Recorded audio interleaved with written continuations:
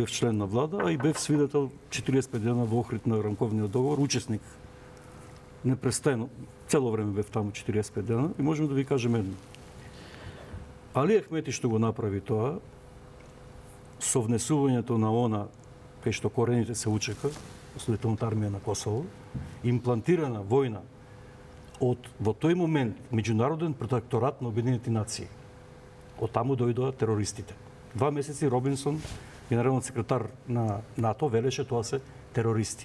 Па дојде тука Кристијан Ананпур, И потешки епитети имаше за нив. И дојде Ананпур и јас бев представник на владата, кај што таа ги нарече рибелијонс, бунтовници. И се сврти плочата. Но Али Ахмети, Зборите за новинарката од CNN, да знаат дека да знаат, Кристијан, и таа одржа во Александар Палас, може и Чомовски бил таму. Јас ја бранев нашата позиција како влада, кажав дека тоа што го прават сега со митралези, со пушки, со бомби, ДПА и ВМРО, ДПМН и да го направија, затоа што ние отворивме штулов во универзитет образование на мајчин јазик, а во процедура беше употреба на символи, на знаме, употреба на албанскиот јазик во пасошите и личните карти, во процедура беа законите.